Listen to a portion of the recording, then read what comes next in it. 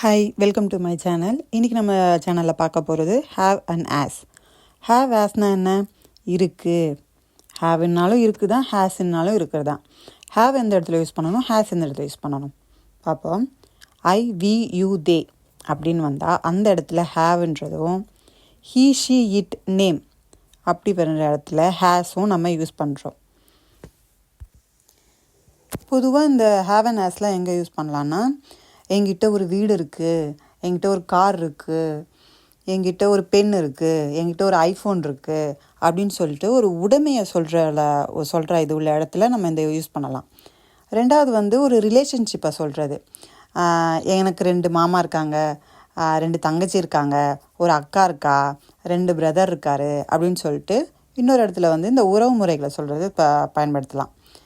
மூணாவது இடத்துல ஒரு நோயை சொல்கிறதுக்கு, எனக்கு ரொம்ப தலைவலியாக இருக்குது, அவனுக்கு கேன்சர் இருக்குது, எனக்கு ரொம்ப உடம்பு வலியாக இருக்குது அப்படின்னு சொல்லிட்டு ஒரு நோயை சொல்கிறதுக்கு நம்ம யூஸ் பண்ணுறோம்.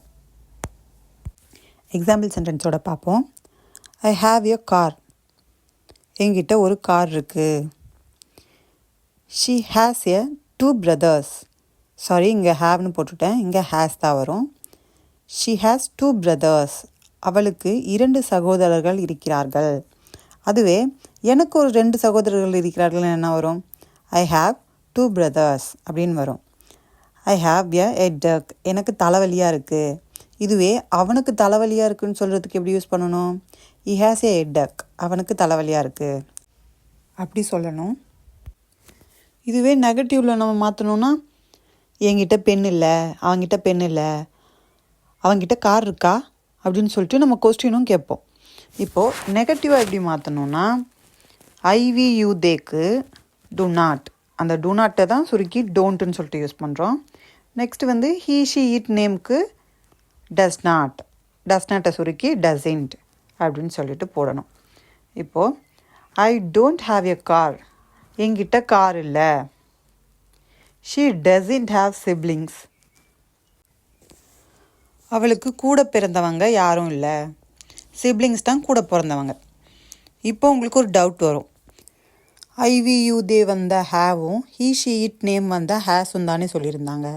இங்கே ஷீ தானே வந்திருக்கு, அப்போ ஏன் ஹேஸ் வராமல் ஹேவ் வந்திருக்கு அப்படின்னு சொல்லிட்டு உங்களுக்கு ஒரு டவுட் வரும். நல்லா கேட்டுக்கோங்க. நெகட்டிவ் ஃபார்மும் கொஸ்டின் ஃபார்மும் வரும்போது எல்லா சப்ஜெக்டுக்குமே ஹேவ் தான் வரும், ஆஸ் வராது. நெக்ஸ்ட் ஒரு கொஸ்டின் சென்டென்ஸ் பார்ப்போம். Does he have a pen? இந்த கொஸ்டின் தப்பா கரெக்டா நீங்களே சொல்லுங்கள். அவங்கிட்ட பென் இல்லையா அப்படின்னு சொல்லிட்டு கேட்குறோம். இது கண்டிப்பாக தப்பு தாங்க. ஏன்னா இந்த டஸ்ஸை எடுப்போம். ஈ ஹாவ் எ பென், அவங்கிட்ட ஒரு பென் இருக்குது அப்படின்னு சொல்லிட்டு சொல்கிறோம். அதுவே நம்ம கொஸ்டினாக கேட்கும்போது அவங்கிட்ட பென் இருக்கா அப்படின்னு தான் கேட்போம், தவிர பென் இல்லையா அப்படின்னு கேட்டால் அது நெகட்டிவ் சென்டென்ஸ். அப்போது அவங்கிட்ட பென் இல்லையா அப்படின்னு நெகட்டிவ் சென்டென்ஸாக இருக்கணும்னா மேலே நம்ம என்ன மாற்றணும்? நாட், எக்ஸ்ட்ரா ஒரு நாட் வரும். Doesn't he have a pen அப்படின்னா அவங்கிட்ட பென் இல்லையா அப்படின்னு வந்தால் தான் இந்த சென்டென்ஸ் கரெக்டு. ஓகே, உங்களுக்கு புரிஞ்சிருக்கோன்னு நம்புகிறேன். பிடிச்சிருந்தா லைக் பண்ணுங்கள், சப்ஸ்கிரைப் பண்ணுங்கள். தேங்க்ஸ் ஃபார் வாட்சிங்.